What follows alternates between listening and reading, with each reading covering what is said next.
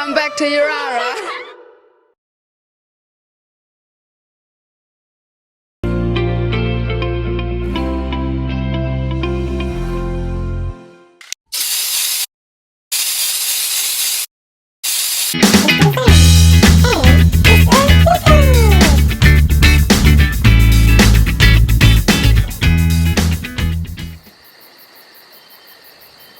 Yo Manmak, from the beautiful Telegraph Station, right here in the heart of Alice Springs. And welcome to another health episode with Mr. Zane and Mr. Liko. Last time, we introduced to you the second part of our well-being model, which is physical well-being. Can you remember what physical well-being means? Or maybe some of the examples we showed you? Let us remind you. Hey, thanks for that. Physical well-being is the lifestyle choices that we make on a daily basis. Hey, Mr. Liko, what can affect our physical well-being?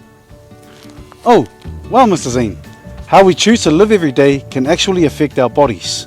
This means if we make good choices on what we do to our bodies, this can improve our health, we avoid getting sick, and we can keep calm like my brother over there. Making good choices allows us to live in a balanced state, body, mind, and spirit. In our lesson today, we will continue to look at the meaning of physical well-being. We will start to look at the choices you would normally make here at school and how that affects your physical well-being. Later in today's lesson, we will have a fun worksheet for you to complete in your workbooks. This will give you more examples of physical well-being, but also other examples of the other parts of our well-being as well. Physical well-being, choices. What does this look like for you? Let's go and take a look at what Jordan, Renisha and Buddy are up to today. Again, we want you to think about and continue to look at the choices that they make and how this might affect their physical well-being. Enjoy. Here we go, mate.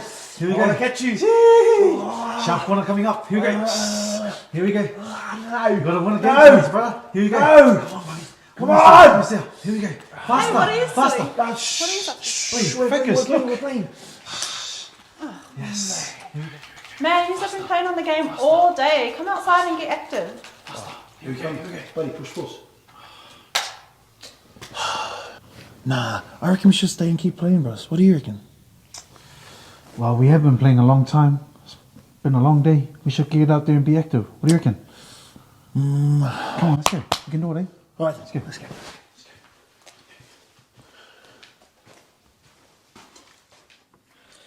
If you turn to page 12 in your workbooks, you will see a worksheet titled My Wellbeing.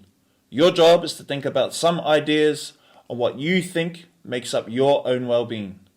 There are some examples on the sheet to help get you started. Once you have written these ideas in your cube, we encourage you to make your cube as colourful as possible. You'll see that everyone's well-being cube is different and unique and beautiful in their own unique way. Firstly, you will need a pencil and some colouring in pencils to write down your ideas and to make your cubes look colourful. You will then need scissors and a glue stick to cut out your cube and to glue the different parts of your cube together. Sit back and relax as we complete our own well-being cubes.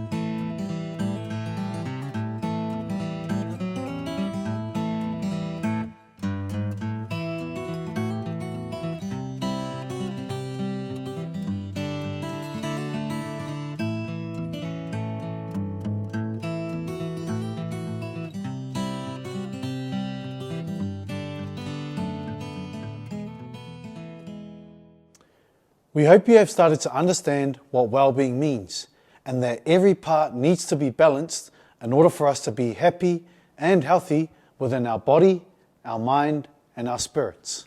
Hey, what's up, brother? As you know, we have already covered social well-being and physical well-being. Well, next time, we will move forward and introduce the next part of our overall well-being, this being our emotional well-being. Till next time.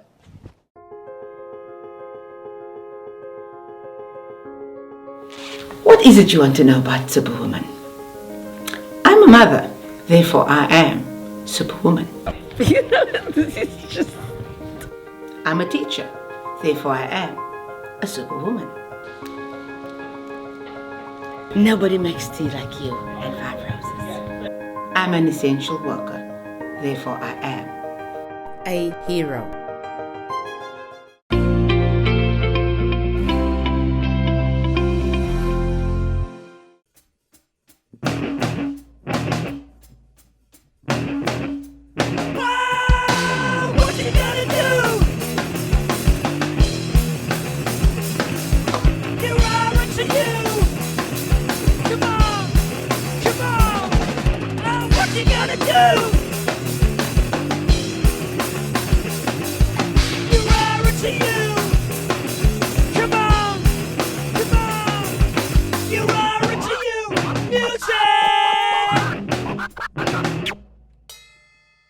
Hey guys, welcome to Yirara2u music. My name is Mr. Tom, this is Mr. Brody. Today we're going to be learning how to build a harmonica, which is an instrument from Europe. And this is one that we made earlier, so this is what we're aiming to achieve.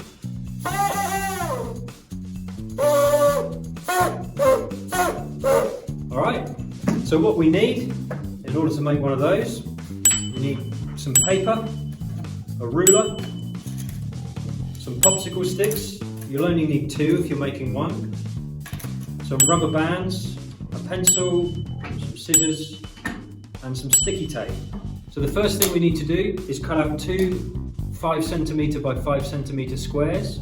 Now you can do those both together by just measuring 10 centimeters.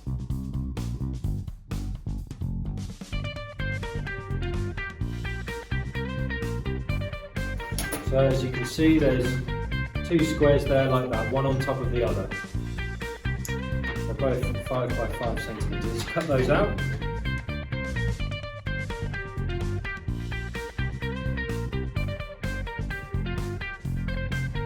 So the next thing we need to do is we need to fold these squares a couple of times. So fold it in half first, and fold it again in half that way.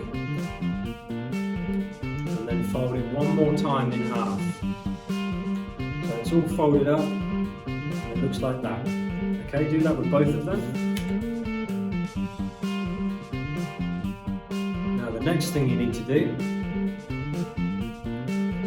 is get some sticky tape.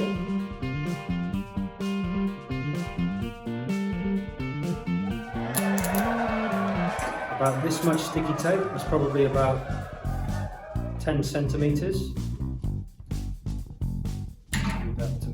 To do. So you need to wrap this around the paper, but not with the sticky side on the paper. So the sticky side needs to be facing outward. So this is a bit tricky. You can hold it still.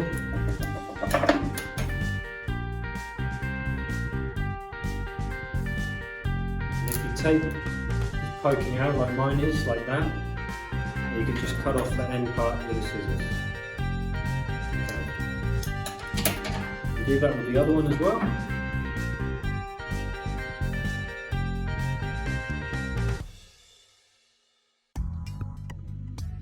Next thing you do, when you've got both of those, so that's sticky on the outside, you grab one of your popsicle sticks, and it's good if you have a rubber band that's quite thick, okay? So you need to put it around the ends of the stick. Okay, so it looks like this. So it's wrapped around it long ways. Alright. So we lay that flat. Let's move these things out of the way. And then you get your sticky bits of paper. And you put one on one end on top of the band. and one on the other end. So it looks a bit like this. So there's a little bit of a gap here. Don't put it right on the end, and a little bit of a gap there as well. So it should look like this. And then get your other popsicle stick and put that on top. Now you need 2 more rubber bands. You just need to wrap these around the end to hold it all together. Do it as many times as you can so it's nice and tight. It's probably easier if you have some smaller rubber bands, so you don't have to wrap it around as many times. So if you have those, that'll be ideal. And there you have it, a homemade harmonica made from rubber bands, paper, sticky tape and popsicle sticks.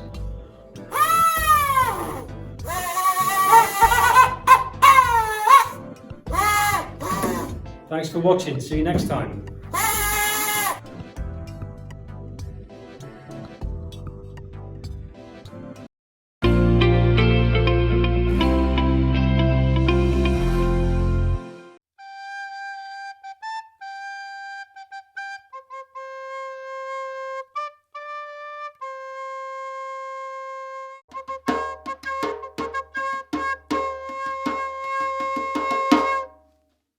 Good afternoon, Yirara, and welcome to another day of literacy.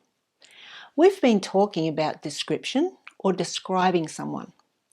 It's like creating a picture of that person in the mind of the reader or the listener. Miss Andrea asked me if I'd like to describe someone. Now, because we've just celebrated Mother's Day, I chose to write about a lady who's been very special to me. Now, most people would have known her as Pat, Patricia or Patty, and she lived out bush and in the city, but most of the time she really would have rather been living out bush. As we continue with our description, we'll describe hair and face.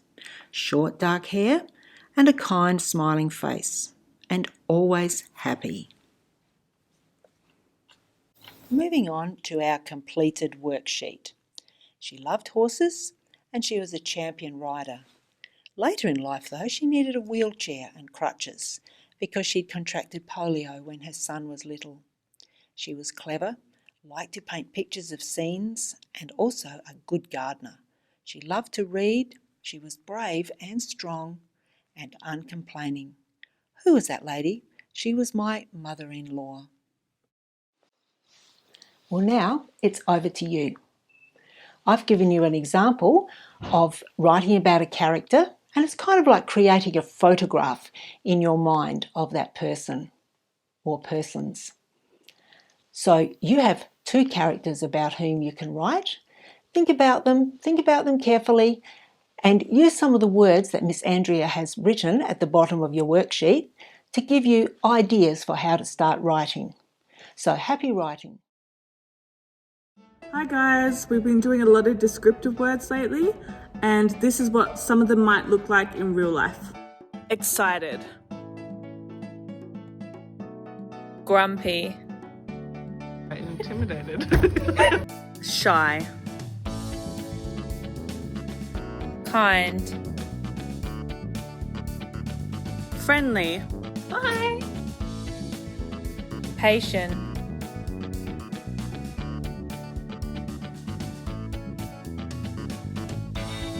Silly. Funny. Where do you take someone who's been badly injured in a peekaboo incident? Where? To the ICU. Thanks, You weren't Mark. a bad one. Angry. Brave.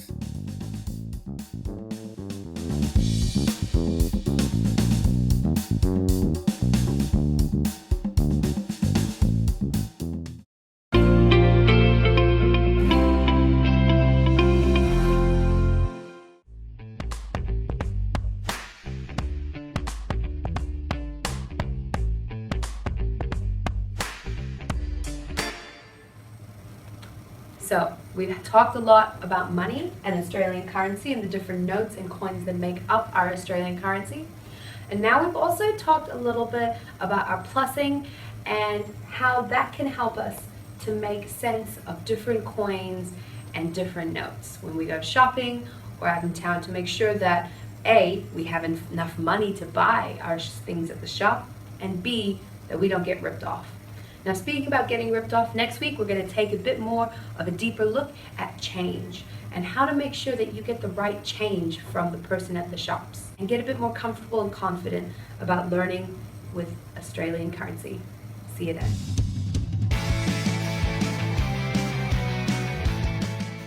Good morning and welcome to another exciting episode of The Currency is Right on Yirara2u.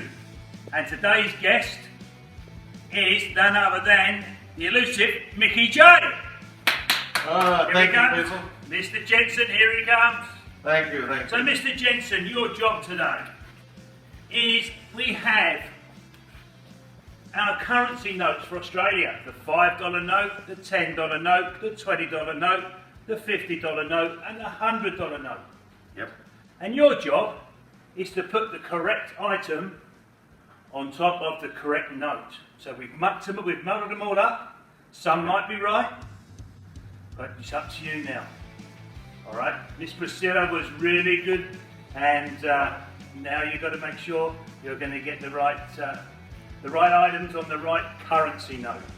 Here we go, Mr. Jensen. All right, ready? Go. You ready? Yep. Now? Whenever you're ready, Mr. Jensen. All right. Oh, he's doing it in speed time. This is record time. Is he correct there?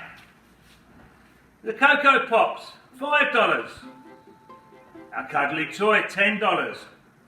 Our paint, expensive paint, $20. Mr. Zane's muscle power, and the shoes for the debonair. Correct. Well done, Mr. Mickey J. Thank you, gentlemen. Thank you very much. All right. Thank you. And that one goes. Now, a very important word that we need to remember is the word currency. When we use the word currency, we're talking about different forms of money. In Australia, we have Australian currency, but we have other currencies all over the world. The word is spelled C-U-R-R-E-N-C-Y.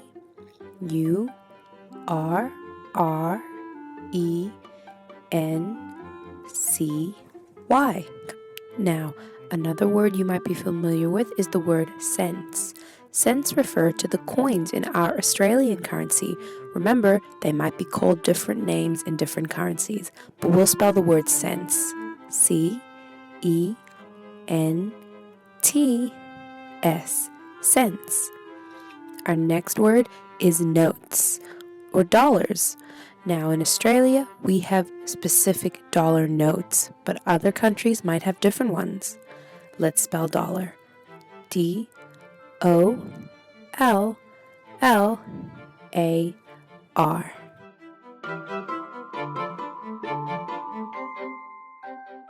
This currency is from Vietnam. It's called dong.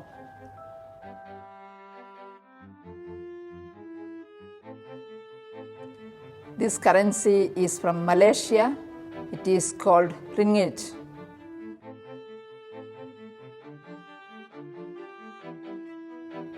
This currency is from India. It is called rupee.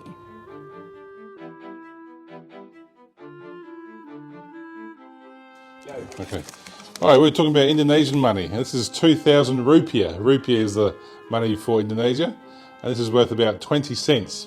So, well, it looks like a lot. It's not much. That's the front. This is the back of the notes, 2,000. Here's 5,000. It's not worth that much more. It'll be 50 cents. That's the back, and an important person there on the front. 10,000 rupiah. Again, we showed the back. Still not worth much, but it sounds a lot, doesn't it? 10,000 rupiah. Another important person.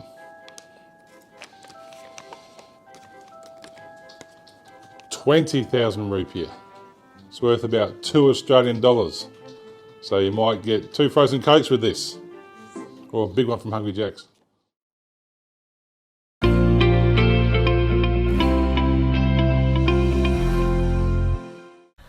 Hello fellas, hello from the Yirara Clontarf Academy room, which we hope you're missing like we're missing you. We're back on Yirara2u on ICTV, and we've actually got a Clontarf shout out episode. So we're going to give props to a few of the lads that have been sending in videos, photos, doing great work back in their community, and we want to be able to do this every week or two. So this is your challenge to start posting some stuff on our Yirara2u Clontarf Facebook page. And our next shout out's going out to the Western Desert, Hearts Bluff Way. Got a couple of fine young footballers out there, Woodsy and Billy Paralucha. Fine young footballers, but they didn't have a football to kick around. So they got hold of Charlie Lowson. Charlie Lowson got onto us. There's a footy that's gone out to Hearts Bluff now, and Woodsy and Billy have got something to kick around. Here's the photo they sent us.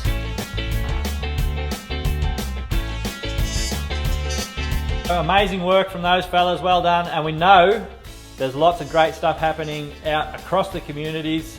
Send it in, fellas. Send in the evidence so we can shout you out on TV.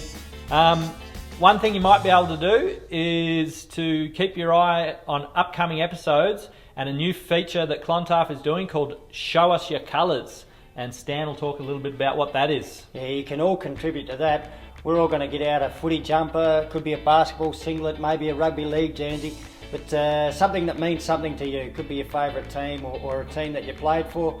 Sit down, show us your colours, and you only have to talk for about 30 seconds, but just tell us a little bit about why that means something to you.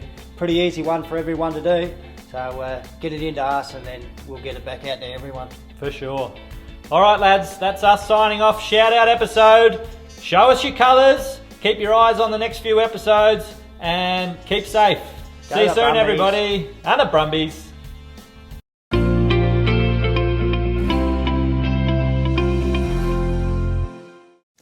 Hi, and welcome to Yirara2u News. I'm Miss Kate, and today we will be interviewing Gavin from Gap's Kitchen. But before we do that, let's check in with Mr. T for the local weather report. Mr. T? There's a shark on my head! Thanks, Mr. T. Let's cross live to Will at Gap's Kitchen. Thanks, Kate. So today we're here in Gap's Kitchen. We're going to be talking to chef and owner of Gap's Kitchen today, Gavin. G'day. How are you, Will? Thank you so much. Thank you so much for having us here today with you. My pleasure. Thank you for coming. Thank you. So today we're going to be just talking about his career. So it's asking a few questions about your journey as a chef. So first off, what made you choose to be a chef? I chose to be a chef because I followed my pathways with my career advisor at a school in Sydney and saw the potentials of working as a chef in a 5-star hotel. Okay, cool. So no worries. So there would be a lot of pathways for someone who wants to become a chef. Absolutely. As a chef, within a hotel, there's many branches and there's many mentors. And obviously with larger brigades than restaurants, large brigades means that you've got 21 different stations that you can make a choose within that career path. Mm. Wow, so there's a lot of options for being in a chef. So it's not just in a standard kitchen. No, it's not. I mean, the standard kitchen brigade can have your executive chef, your 2 or 3 executive sous chefs, and your sous chefs, which became your bosses, and your chef de parties, which means that as a career path, you're never left alone. You're making the mistakes to learn from mistakes. Then obviously following your career through your trade certificates at TAFE. So what does a normal day look like for you as an owner and chef of Gap's Kitchen? Well, we're a caterer as well as providing for the restaurant cafe here in Bachelor. So as a caterer, we start 7 o'clock in the morning, depending on the event orders that are produced for that event day. So we produce food, be it sandwiches, baguettes, croissants, hot meals, cold meals, pastries, to be delivered. And then obviously we do mise en place production for the next following day. And if there's functions and banquets, we work to that. So we usually start at 7 and finish about 3. So, what would be your favourite part of your cooking career, or even something that you might do from day to day? My favourite part of my career is obviously my current position. Being 35 years in the trade, I have worked with many multinational companies overseas. My family and I have spent a lot of years overseas, and then we chose to come back to Australia and start this journey with our own company in a town like Alice. We both fell in love with the people, the environment, and obviously working with children of obviously the pathways that Yirara falls into.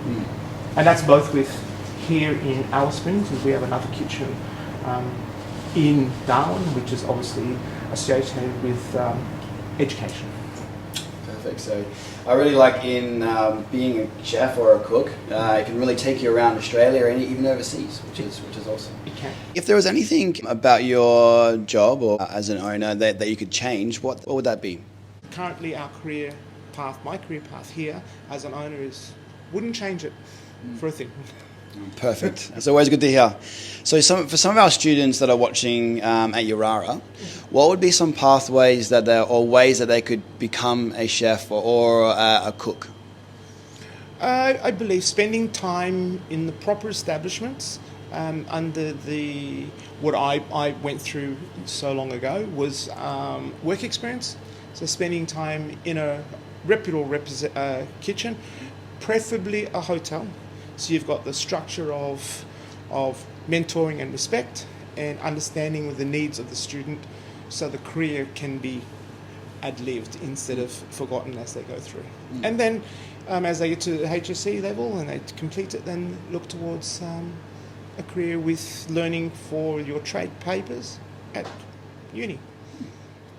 Perfect. Well, thank you so much for your time here at Gap's Kitchen today. Really enjoyed it and it's been great. Thanks so much, and back to you in the studio, Kate. Thanks, Will.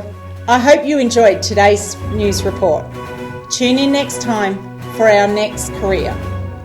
Have a great day. Keep learning. Bye.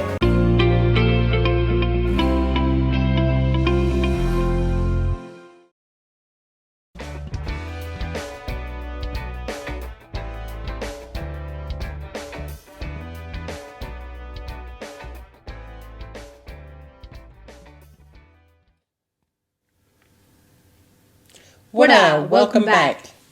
The word of the day for today is apmoir, meaning snake.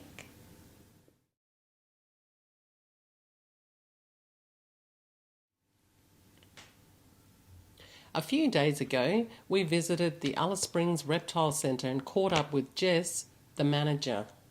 Let's take a look.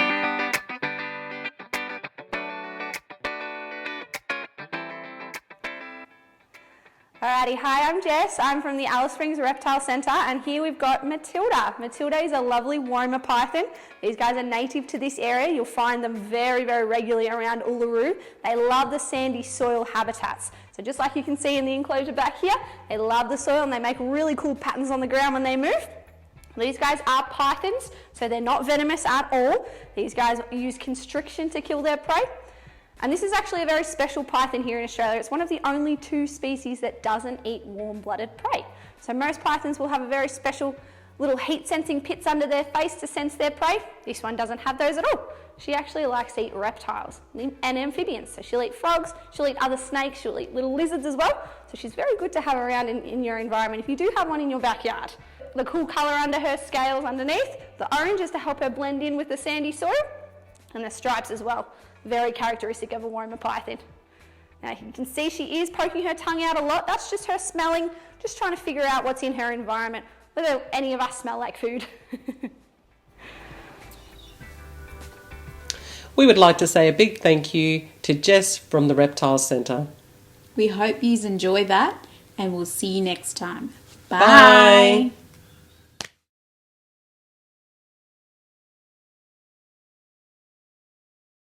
Good morning.